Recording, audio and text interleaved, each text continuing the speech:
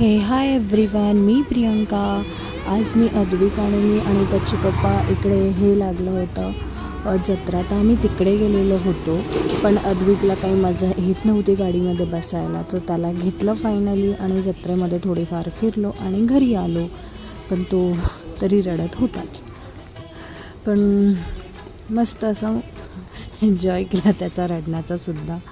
So finally घरी पोचल्यानंतर थोडासा टाईमपास केला, स्वतःला बघितलं.